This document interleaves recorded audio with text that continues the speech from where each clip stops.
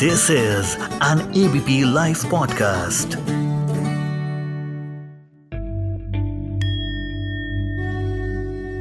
आज का रावण। रावण के लिए अब हनुमान को संजीवनी बूटी लाने से रोकना अत्यंत आवश्यक हो चुका था। अतः वह अपने मामा मारीच के पुत्र कलनेमी को दरबार में बुलाता है।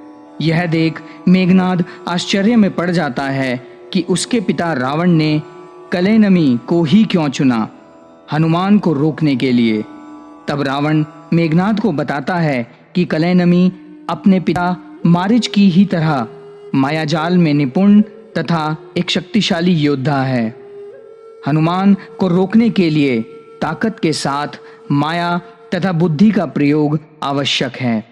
उसके बिना हनुमान की पराजय असंभव है।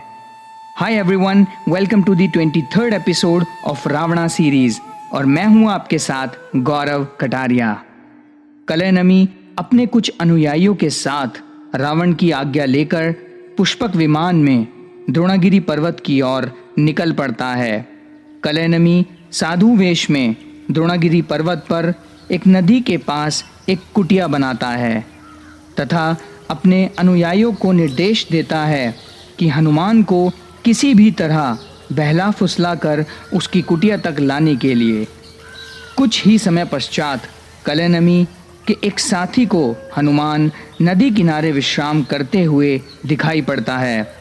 अतः वह जाकर हनुमान को उस कुटिया में पधारने का निमंत्रण देता है। हनुमान साधु वेश में उपस्थित उस बहरूपिये को प्रणाम करते हैं तथा उसके निमंत्रण को स्वीकार कर लेते हैं। हनुमान उस साधु से उसका परिचय तथा उससे पूछते हैं कि वह कितने समय से उस कुटिया तथा उस स्थान पर रह रहा है।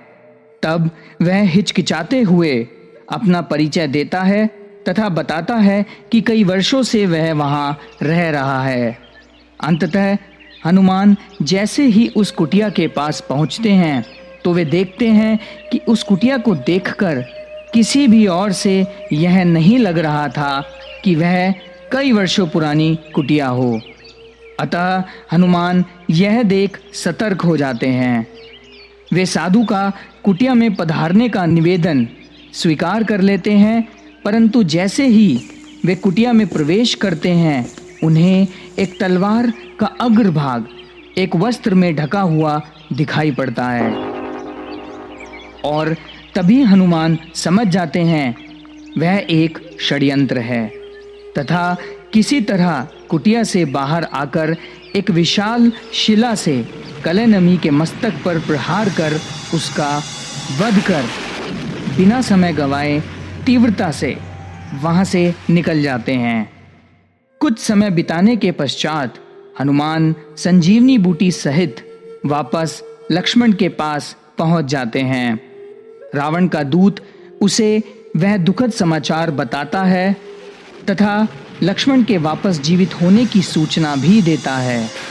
रावण अब क्रोधित होने के साथ साथ चिंतित भी था। अपने पिता की वह अवस्था देख मेघनाद रावण को आश्वासन देता है कि जीत अवश्य लंका की ही होगी। हमारी नॉर्मल जीवन शैली में हम भी कभी-कभी भूल जाते हैं हार मानने की इम्पोर्टेंस। कभी-कभी हार मान लेने में ज़्यादा बुद्धिमत्ता होती है, इसकी बजाय कि हम अपने अहम में, अपने घमंड में केवल जीत की आशा लिए अपना सब कुछ दांव पर लगा दें। और यही रावण के जीवन का एक कटु सत्य है। रावण अब मेघनाद को आदेश देता है कि वह अब युद्ध पर जाने से पहले अपनी इष्ट देव निकुंबिला की घोर तपस्या करे। यदि मेघनाद वह पूजा संपन्न कर लेगा तो उसे युद्ध में कोई भी पराजित नहीं कर पाएगा। वह सर्वशक्तिमान तथा शक्तिशाली हो जाएगा जिसे परास्त करना नामुमकिन है। वहीं दूसरी ओर विभीषण ने अपने गुप्तचर लंका भेजे हुए थे रावण की सभी योजनाओं पर नजर रखने के लिए। अतः एक गुप्तचर जाकर विभीषण को मेघनाद की उस योजना के बारे में सब बता देता है। विभीषण यह समाचार सुनकर अत्यंत चिंतित हो उठता है। विभीषण को चिंतित देख राम उससे उसकी चिंता का कारण पूछते हैं। तो विभीषण बताता है कि यदि मेघनाद ने वह पूजा संपन्न कर ली तो उसे पराजित करना असंभव है तथा रावण के वध का विचार व्यर्थ। अतः मेघनाद को उस पूजा से रोकना अनिवार्य है। दूसरी ओर प्रातःकाल होते ही मेघनाद अपने सैनिकों सहित निकुंबिला माता की पूजा के लिए निकल पड़ता है। वहीं विभीषण भी लक्ष्मण व कुछ सैनिकों सहित मेघनाद की पूजा खंडित करने हेतु अपने शिविर से निकल पड़ता है। निकुंबिला गुफाओं में प्रवेश करते हुए लक्ष्मण तथा उसके सैनिक लंका के सैनिकों का एक एक कर वध कर उस स्थान पर पहुंच जाते हैं जहां मेघनाद निकुंबिला देवी की पूजा अर्चना कर रहा होता है। वह पूजा अर्चना में इस प्रकार खो जाता है कि उसे अपने आसपास क्या हो रहा है इसका भी बोध नहीं होता। विभीषण लक्ष्मण को बाणों की सहायता से मेघनाद का वध करने का निर्देश देता है, परंतु लक्ष्मण विभीषण को कहता है कि वह किसी निहत्थे पर प्रहार नहीं कर सकता, वह उसके धर्म के विरुद्ध है तथा राम उसके इस कृत्य पर क्षुब्ध होंगे। तभी विभीषण लक्ष्मण को राम द्वारा किए वाली वध की याद दिलाता है तथा बताता है कि धर्म स्थापना के लिए कभी-कभी निषिद्ध व वर्जित कार्य भी करने पड़ते हैं। अतः वरिष्ठ होने के नाते यह उसकी आज्ञा है कि वह मेघनाद पर बाण साध उसका वध करे।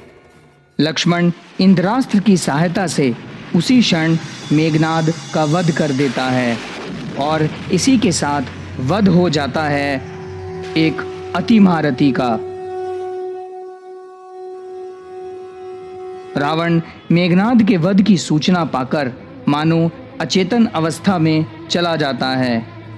पूरी लंका में मातम का माहौल छा जाता है।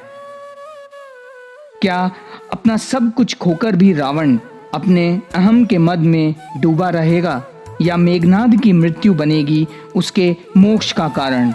देखेंगे आगे आने वाले एपिसोड्स में। तब तक देते हैं इस कथा को विराम और आप सुन रहे थे गौरव को। आज का रावण।